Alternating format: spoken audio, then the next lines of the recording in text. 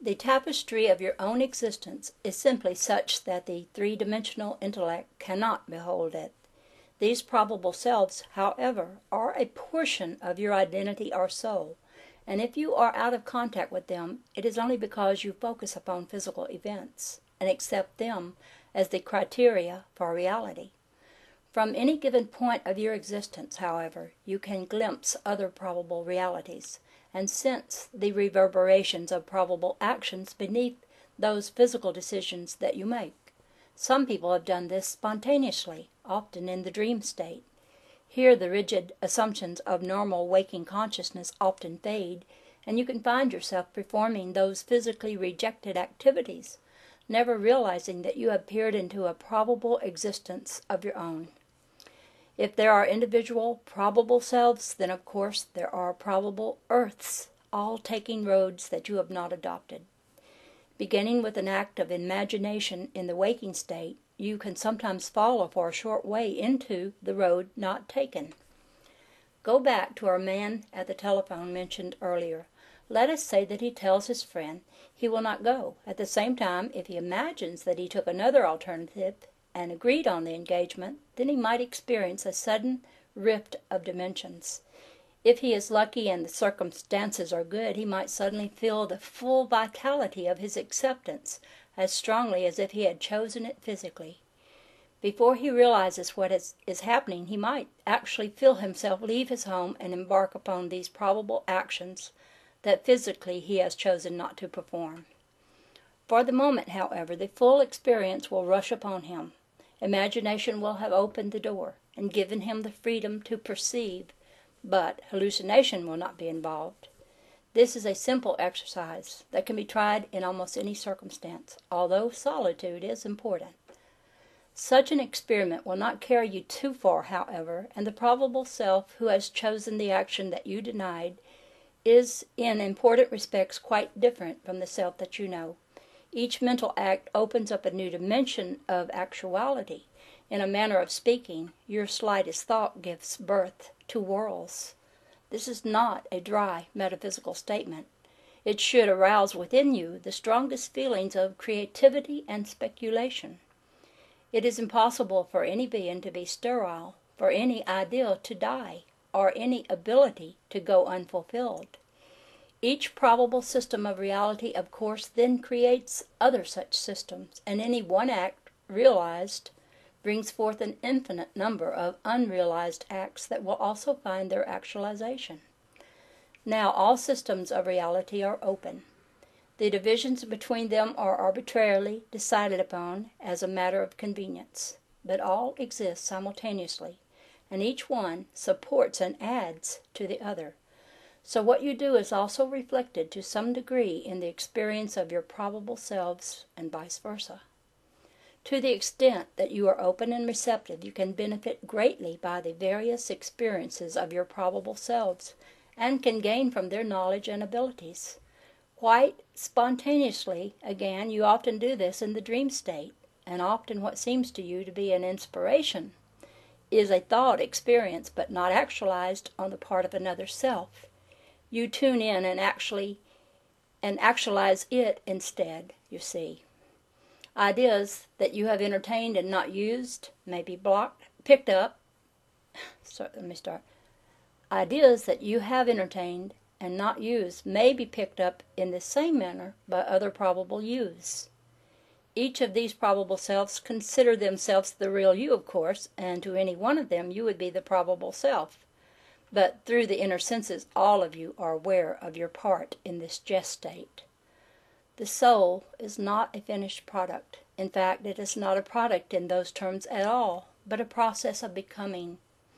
All that is not a product, finished or otherwise, either.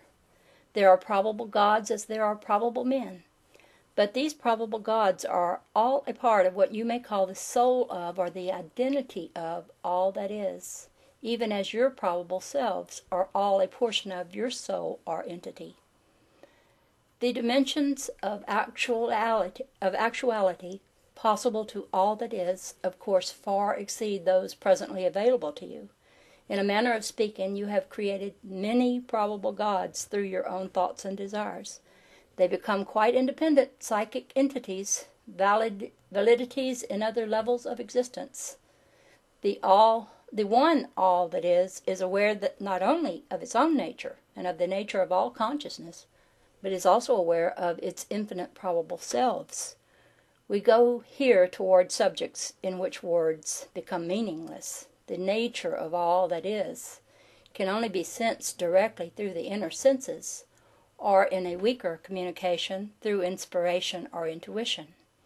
The miraculous complexity of such reality cannot be translated verbally. Probabilities are an ever-present portion of your invisible psychological environment. You exist in the middle of the probable system of reality. It is not something apart from you. To some extent it is like a sea in which you have your present being. You are in it and it is in you. Occasionally at surface levels of consciousness, you might wonder what might have happened had you made other decisions than those you have. Chosen different mates, for example, or taken up residence in other portions of the country. You might wonder what would have happened had you mailed an important letter that you subsequently decided not to mail. And in such small wonderings only have you ever questioned the nature of probabilities. But there are deep connections between yourself and all those individuals with whom you have had relationships and with whom you were involved in deep decisions. These are not nebulous. They are profound psychological interconnections that bind you each to each, particularly in a telepathic framework, though this may be beneath normal consciousness. The unrealized physical connections that might have occurred but did not are worked out in other layers of reality.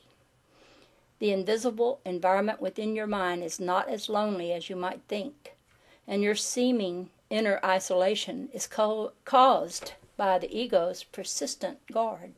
It sees no reason, for example, why you should be informed of information that does not consider pertinent to day-by-day daily activity.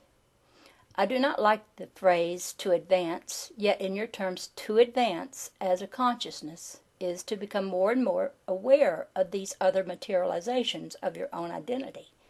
The probable selves are to gain awareness of the other probable selves and realize that all are various manifestations of the true identity.